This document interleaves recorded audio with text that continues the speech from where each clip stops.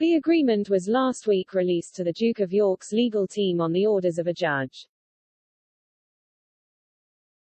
The Duke of York will argue that a sexual abuse lawsuit filed against him is invalid because his accuser struck a secret deal with Jeffrey Epstein referencing royalty.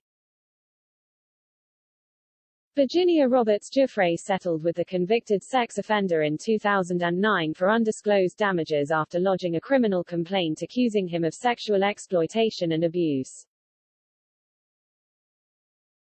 The confidential agreement they signed in Florida, in which she allegedly vowed not to take further action against the financier or his associates, has since remained sealed.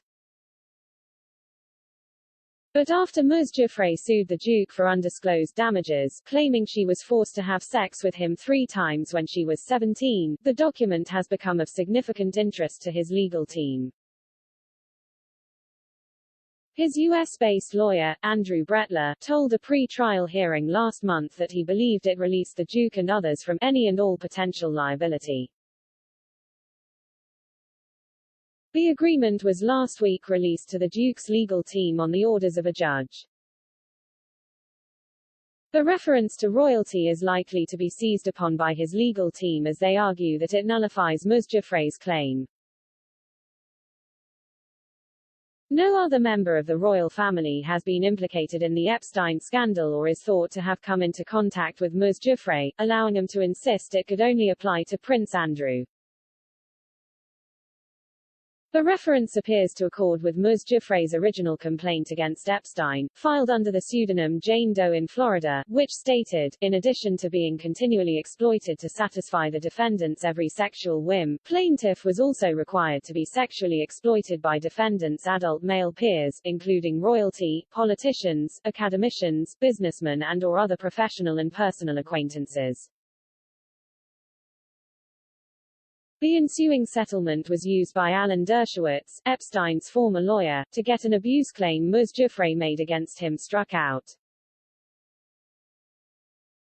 He urged the judge in his case, Loretta Preska, to unseal the document, warning he was not compelled not to sit back silently, knowing its contents. The issue before the court is a matter of professional ethics and the interests of justice, he said. Mr. Dershowitz told The Telegraph, "I cannot imagine how the case against the prince will not be dismissed based on the dismissal of the case against me.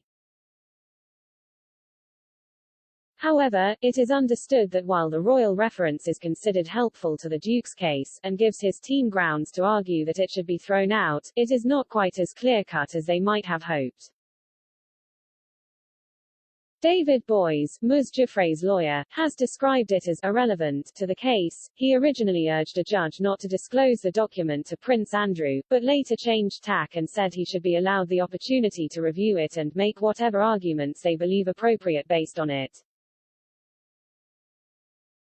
The Duke has until October 29 to respond to the civil suit, with a remote hearing scheduled for November 3.